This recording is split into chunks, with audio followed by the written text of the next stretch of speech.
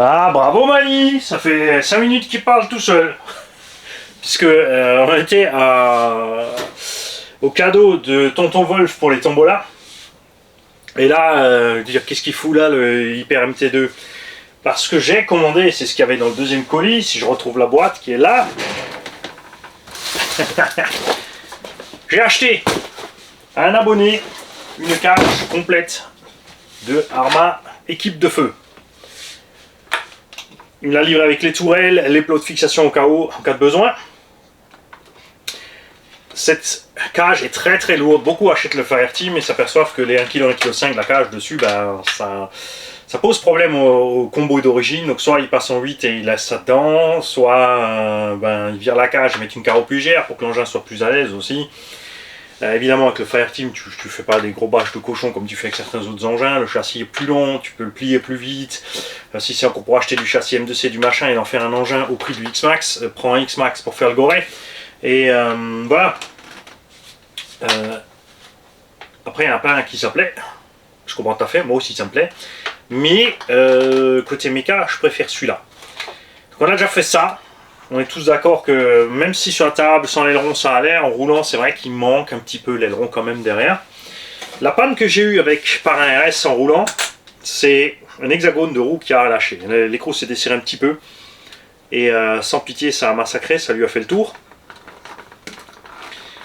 Donc j'ai recommandé une paire de roues. Quand j'aurai la paire de roues, j'essaierai quand même une réparation. Enfin, quand j'aurai usé les autres, c'est pour ça que j'ai commandé quand même une paire de roues. Parce que j'ai dans les jantes chinoises les copies là, des HPI Flatline, qui sont donc mieux que les HPI Flatline d'origine. Il y a un insert en métal dedans. Donc je pense que je vais, pas moi parce que je vais peut-être pas réussir à le fraiser comme il faut, je vais laisser à quelqu'un qui sait faire ça proprement, centré, et mettre l'insert dedans pour récupérer la jante.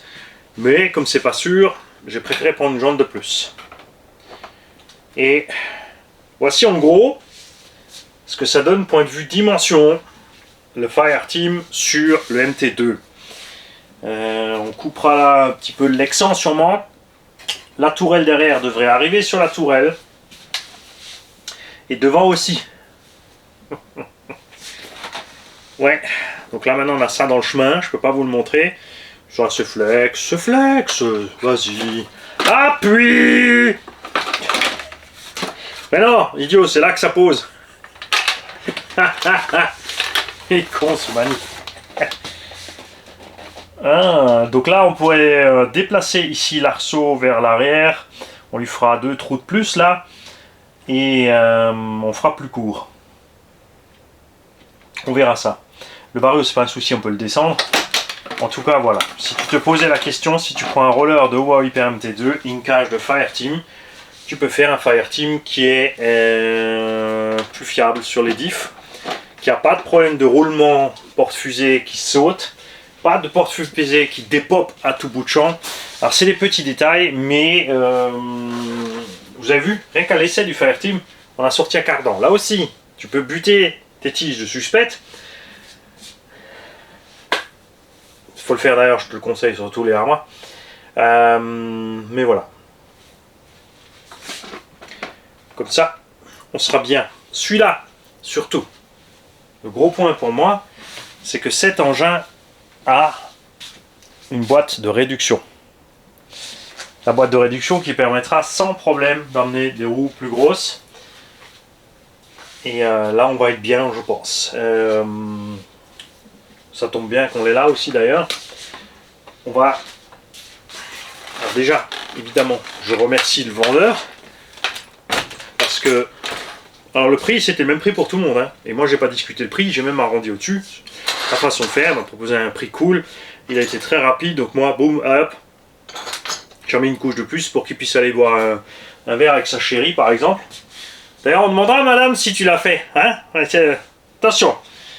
Et lui, du coup ça l'a fait marrer aussi, il m'a envoyé des cookies avec. Mais je veux pas, je dois débarrasser 10 kg de graisse que j'ai accumulé ces dernières années, ça ne va pas du tout. Ça va pas du tout. Normalement le Mani il fait pas dans les 92 kg, non, il fait dans les 82 ou 85 kg. Complètement strié. Et voilà. Et encore plus nerveux, parce que là vous dites souvent, il est nerveux, le mec il bouge tout le temps. Ouais, mec 10 kilos de moins, ça va pas être mieux. Vous croyez que c'est à cause du café? Je bois plus qu'un café par jour en ce moment. C'est comme ça, quand on est joyeux dans la vie, on a la pêche. Alors, ça, c'était le projet depuis le début avec ce MT2, dès qu'on a découvert le Fireteam, mais j'attendais d'avoir la bonne occasion pour la cage, et j'ai de la chance, parce que c'est pas moi qui l'ai trouvée, elle est venue à moi. Il l'a publié sur le groupe, les gars ils ont dit ouais, on va être devant de voir Mani. Puis après l'avantage avec moi aussi c'est que ça va vite, je discute pas le prix, je paye tout de suite. Hein, on connaît certains des chiffonniers là qui veulent toujours tout moins que moins cher, plus les cadeaux, et ça devient vite chiant.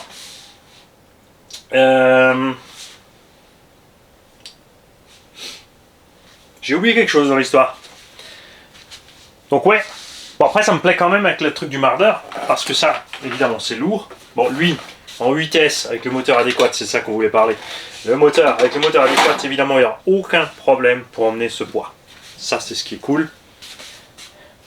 Je rappelle que tu peux mettre la cage du DBX07 dessus, tu peux visser le système de fixation arrière, là, direct sur la tourelle, et le support capot avant là, et ça va direct, tu peux laisser le truc flippable. Si tu veux rajouter la roue de secours, accessoirement oui, ça c'est que je n'avais pas fait puisque j'ai commandé 4 roues, maintenant que je vais recommander 2, on va pouvoir utiliser, c'est vrai qu'on va pouvoir prendre la roue qui est bousillée pour la coller derrière sur le mardeur par exemple pour remplacer l'aileron, ça ira aussi niveau look. Ça peut faire. Donc ce moteur, le Tomcat 42 92 750 kV, vous l'avez vu, quand tu veux partir, il est bizarre sur les phases. Hein, t'as vu, quand tu freines, tu vas repartir, ou marche arrière, tu repars. Il a une espèce de coque bizarre, il fait un espèce de prout, et c'est pas ce qu'on veut. Ersunisen H34 va donc pouvoir me faire, dès qu'il aura reçu les pièces, parce que ça fait, je crois, 1 an tous les deux, hein, que je dois t'envoyer un colis. Avec plein d'idées, après entre temps il y a 2-3 choses qui ont changé, il y a quelque chose qu'il a déjà pu faire grâce à Tonton Pipil, qui est arrivé là. Souvenez-vous, si vous avez un X-Max, vous achetez un support moteur chinois, donc qui est prévu pour les moteurs en 56, et vous pouvez commander chez Mika juste la barre support moteur pour passer un moteur de 49. C'est pour tous ceux qui veulent mettre un moteur Castle, un moteur Surpass, n'importe quoi d'autre en 49. Le moteur Spectrum par exemple, parce que c'est vrai que pour moi le X-Max, comme il est d'origine en 8S, ben, il va bien. Manque un peu de Vmax, tu mets un étagement un peu plus grand, tu passes, d'origine il est à 3, tu passes à 2,7, peu importe comment tu le fais. Il y a plein de moyens d'arriver à 2,7 en rapport d'étagement, tu fais ton calcul. Tu divises la couronne par le pignon, le résultat c'est le rapport transmis primaire, là tu arrives vers les 2,7. Pourquoi je dis 2,7? Parce que j'ai essayé à 2,5, on commence à avoir les batteries commencent à souffrir. Si tu roules par exemple un Jens Bashing 50C, maintenant il y a les 60, ça pourrait peut-être aller, mais tu commences à chauffer moteur lipo, donc moi j'aime pas, je préfère descendre l'écran. D'origine il fait un petit 65-67 sorti de la boîte, avec le rapport de 2,7, tu dépasses les 70. Tu bouffes pas encore trop de batterie, tu surchauffes pas plus, moi ça me va, ça me plaît beaucoup, je suis content. Le meilleur exemple est dans le pré avec Rick Fury. Lui il avait le Sen GSTE, enfin le Colossus d'origine 6S qui trace un petit 75 sorti de la boîte, un truc comme ça. J'avais le X-Max avec un rapport de, j'avais mis 18/47, alors non, c'est pas prévu effectivement 18/47, tu dois virer les pins, tu dois faire toi-même ton étagement, ou 17/46, pardon, 18/46 c'est prévu. Moi j'ai mis 17/46, on avait la même vitesse, on avait peut-être même un poil de plus avec le X-Max, bien sûr en 6S. Comme il a un engin quand même de 6 kg, 5-7 kg, moi j'étais à 10 kg tout juste en 8. J'avais un petit avantage d'autonomie. Et on était en plein cagnard, en plein soleil. Le X-Max n'a pas surchauffé. Et on a fait... Genre on a commencé à rouler cool et au bout d'un moment, on a fait les Américains. Ah oui, c'était un Sen Reaper American Force. On était obligés. It's amazing! It's handled great! Donc on s'est bien barré. Donc, pour en revenir à nos moutons, ce moteur va être remplacé donc par, je pense, parce que c'est le moment de l'essayer, ça fait un moment que je veux l'essayer. Bon, pour l'instant, il y a plein de gens qui sont contents avec, il n'y a pas de raison. Il existe en 2 versions, donc le 45 et 85. Donc on sait maintenant que ces moteurs-là, point de vue qualité de fabrication, c'est loin d'être les moteurs Castle, Obi-Wing ou Léopard. Hein. Vous avez vu, on les a pesés, ils sont plus lourds que les autres parce que matériaux de moins bonne qualité. Les aimants sont pas super balèzes. On sait pas ce que ça va durer dans le temps, mais bon, le prix est sympa, faut dire ce qu'il y a. On va mettre ça là-dedans, mais c'est évidemment pas prévu. Alors le problème, c'est pas devant. Devant, je sais bien qu'il suffit de mettre des cales. Mais si on met des cales devant, ça va commencer à bouger là-dessus. L'important, c'est d'avoir la clampe. Il faut impérativement avoir la clampe qui va bien pour ne pas que ce moteur bouge. Et ce petit 1100 kV en vitesse, il va aller bien. Il existe un 1600, mais lui, il est gourmand. Il est donné à 140 ou 150, ou même, non, je crois 150, 160 ampères. Celui-là en vitesse est donné qu'à 110 ampères. Je préfère largement ça. N'oubliez pas que vous pouvez aussi chez RC Usinage 34, si vous avez un moteur de X-Max qui traîne, parce que vous avez un X-Max sur lequel vous avez équipé d'un moteur plus gros, genre le Boeing 1100 ou encore pire, il vous fait l'écarter alu avant et arrière avec filetage. Résultat, vous pourrez monter votre moteur de X-Max tranquille dans n'importe quel engin où ça rentre, Arma, un 8ème, tout ça, ça va. Du coup, il est standard, tu peux le visser en M4. Je pourrais aussi, c'est vrai, on pourrait simplifier la chose avec RC Usinage 34, mais ça va être chaud au niveau de la place, je pense. Quoique maintenant j'ai la petite couronne. C'est vrai qu'avec la grande couronne, ça allait pas. Parce que ça prend de la place. Mais d'avoir la plaque moteur avec 2 trous, 4 trous oblongs. Comme ça, je pourrais slider en fait tout ça. Avec le ventilo et tout. C'est une solution aussi. Mais je vais tester le surpasse. Donc Mani, arrête de faire le couillon. Après, de l'autre côté, maintenant, il me reste un Castle 1650. Tout ce que j'ai à mettre là, c'est la clampe de 42. Mais si je vous parle de ce 1650, c'est parce qu'on a tous un problème avec. Tous ceux que je connais qui ont utilisé ce moteur en 8 ont eu la même panne. L'aimant a éclaté. Sergio, tonton Pipil, non, toi, t'as pas eu de problème, je crois. Jordan a eu ce problème. Moi, je l'ai eu. Bon, moi, c'est le rotor qui a été tordu. Alors, celui-là, je dis qu'il reste parce que justement, foutu pour foutu, je l'ai coincé dans l'étau. J'ai redressé mon rotor. Et ben, on a réussi. Il tourne rond. Il est retourné dans son axe. Après j'aurais rien de bon, mais d'un autre côté, pour le tester dans un engin comme ça peut pas être plus mal. Et en parlant de ça aussi, on a sur cet engin le même problème qu'on a sur le Sledge, sur l'HPI Forza S-Flux là-bas. Moteur et boîte sont montés séparément. Il n'y a pas de jonction fixe entre le support de boîte et le moteur. S'avère que c'est une chose pas très bien. Dès que le châssis flex, l'entredent bouge et on bousille couronne pignon ou même axe moteur. Et ouais. Il est donc nécessaire ici de faire un renfort. Donc, je pense que Mika, le plus simple, ça va être que je te déboulonne les trains et je t'envoie le châssis. Pour tout simplement faire... Il existe un petit renfort pour l'avant, d'origine Obao. On pourrait aussi évidemment l'adapter là-dedans. Mais ici, on a un point faible de ce châssis, spécialement sur le MT2 par rapport au MT Sport ou Sport Plus. Et on a plus de mouvement entre ces deux pièces. Donc de faire quelque chose pour avoir une jonction. Limite, franchement, après c'est juste là, il n'y a pas beaucoup de matière là, encore faire des trous là-dedans, ça va être chaud.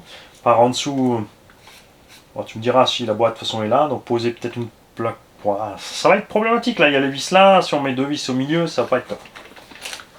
Le plus simple, tu me diras, c'est mettre 2 plaques de côté. Enfin, soit alu ou carbone.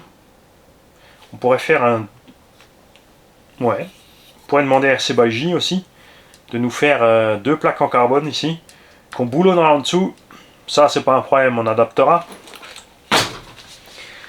Il y a moyen de faire. Hein. Tout ce qu'il faut donc, c'est renforcer ici le châssis pour lui éviter le flex. Pour éviter qu'à cet endroit-là, on ait du mouvement entre couronne, pignon et moteur. Enfin, tout ça là. C'est là que c'est pas bon du tout. Donc je n'essaierai pas celui-là en 8. On mettra en 6 peut-être hein, dans le max. Ouais, hein. Franchement, 6-16 dans le max, à mon avis, il va être bien. Il va être bien. Et quoi, t'es étonné parce que j'ai encore un VXL8, j'en ai partout des VXL8, ouais, j'en ai partout. J'aime bien les VXL8. J'adore comment fonctionne le VXL8. Il est plus agréable à rouler que au Boeing. À ce sujet-là aussi, des drôles de théories qui circulent depuis longtemps. On en a toujours parlé, on a toujours expliqué que c'est pas vrai, mais régulièrement ça revient sur la table. On a d'ailleurs un abonné aussi qui m'a contacté parce qu'il m'a dit, on lui a dit un truc étrange pour lui, ça lui semble pas normal du tout. Et il a bien raison. Des gens lui ont proposé ils lui ont dit de conseiller d'acheter une Spectrum DX5 pour pouvoir mieux régler la puissance de la voiture, pour avoir plus de puissance, mot pour mot, hein, parce que je lui ai bien demandé 2 fois, il était sûr, c'est pas juste une histoire de réglage pour mieux amener la motricité au sol. Ils m'ont dit non, quand tu mets la DX5, la voiture est plus puissante. Ils ont essayé de lui mettre une carotte de 250 balles. Hein, parce que la puissance, c'est le moteur. Ce qui gère la puissance, c'est le vario. Donc tu peux brider les varios. Certains varios, tu peux régler le timing. Maintenant, si tu as un capteur, le turbo boost, c'est rien d'autre qu'un timing mis au plafond. Plus tu mets de timing, plus le moteur va monter les tours, mais plus il va consommer, plus il va chauffer. C'est le seul moyen qu'a le vario d'augmenter la puissance, enfin de donner au moteur la possibilité d'exprimer toute sa puissance, parce qu'elle est là, la puissance. C'est juste que c'est réglé autrement. Donc c'est là que tu peux donner un peu plus, mais c'est pas non plus waouh, hein. Et comme dit, il y a des effets secondaires, mais sur la radio, tu peux faire que dalle, mais alors rien du tout. Avec une radio, tu n'augmenteras jamais la puissance d'un véhicule. Ce qui va être plus agréable, c'est la précision de la conduite. Gaz fin, surtout comme dit, si tu te lances à régler des courbes, à ralentir la direction au retour par rapport à l'allée, tout ce genre de choses. Et l'autre adage qui est insensé, c'est si tu mets un vario de 200 ampères dans un X-Max, il va aller plus vite qu'avec le vario de 160. C'est de la merde aussi. Le moteur, s'il a une conso maxi de 150-160 ampères, tu peux lui mettre un vario de 1000 ampères dessus, qui n'ira pas plus vite. Le vario ne gave pas le moteur, c'est le moteur qui se sert, c'est lui qui prend, c'est lui le consommateur. Hein? D'accord? L'autre, c'est juste le frigo, c'est le stock. Enfin non, le frigo, c'est la batterie, tu me diras. Le vario, c'est la porte du frigo. Je t'en donne pas. Si tu as un moteur plus puissant que ton vario, le vario va chauffer très vite. Et tu vas avoir des problèmes. Tout comme l'adage débile que certains ont sorti, que si tu mets une lipo vincée, tu vas brider ton moteur et donc pas cramer ton vario. C'est faux, c'est archi faux, pour la simple et bonne raison que en pic, tes consommations, il les atteindra quand même. Donc quand ton moteur voudra 300 ampères, ton vario qui va être à 150 ampères max, par exemple, donc là on est bon. Si tu as un vario non justement là on n'est pas bon, un moteur plus balèze déjà que le vario, lui il va vouloir ces trucs. Le moteur il va chauffer, il va tirer ça sur les lipos ils vont donner que 100. Oui, je peux pas plus. Et ben ça va pas aller. Il y a le vario qui va faire donne-moi ça, et le moteur derrière il va dire je vous mange tous les deux. Et tu vas faire des merguez avec tes lipos et tu vas popper les condos de ton vario. Il est donc impératif d'avoir un vario toujours plus balèze que le moteur, enfin au moins aussi balèze, mais plus balèze pour être tranquille que le moteur, pour pas cramer. Et des lipos, pareil, qui soient toujours assez balèzes pour alimenter le moteur selon ta demande. Si tu mets des lipos qui ont un taux de décharge insuffisant, c'est vrai que tu vas brider les performances, mais ton vario va chauffer au passage. Et ta lipo, elle va en prendre plein la gueule. C'est ce qui est arrivé à Traxxas, c'est que les premières, c'est toujours encore des 25C qui vendent, mais clairement ils ont amélioré quelque chose. Parce que les premières générations de batteries Traxxas, 25C, vous avez calculé 120 ampères, ça suffit pour leur véhicule. Tu faisais 3-4 runs, tu avais 2 poissons rouges morts au fond de l'eau depuis 15 jours, tu vois. Et avec la nouvelle génération, ça se passe mieux. Tu le vois si tu prends les Bashing 40C par exemple, dans un engin comme un X-Max. les vieilles machines 40C, tu tirais dessus, ça chauffait, et en quelques runs aussi, pareil, c'était gonflé, et ensuite le voltage s'effondrait, elles n'arrivaient plus. Alors que les 50C ne bronchent pas, et je peux vous dire que les 60C, je l'ai montré à Seb sur le circuit, il peut en témoigner, on a mis les 60C dans la 811, là, j'ai tartiné comme un maboule, je les ai vidés en, je crois que j'ai pas fait 15 minutes avec, tellement j'ai tartiné. Les lipos étaient à plus de 60 degrés, nickel, rectangle, pas bougé. Parce que la qualité des batteries commence à augmenter. Donc faites bien gaffe à ça. Prenez la batterie qui a un bon taux de décharge. Ne prenez pas des batteries trop faibles dans un engin gourmand. Si tu mets une batterie de 26 dans une petite Tamiya, un petit 1 dixième qui roule à 45-50, c'est pas un problème. Mais dans tout ce qui est ZD07, DB07, tout ça, laissez tomber ces batteries-là. La batterie elle bride les performances, mais c'est elle qui paye l'addition. Hein, donc allez pas me cramer des lipos, parce qu'il y en a un qui vous a dit oui, mais il m'a dit qu'il fallait que je mette 10C pour pas cramer mon Vario. Marche pas comme ça. Il est beau comme ça. Ouais, hein, on est d'accord, on est d'accord. Il est quand même foutrement beau comme ça, même sans l'aileron là. Et il va falloir que j'en prépare un deuxième.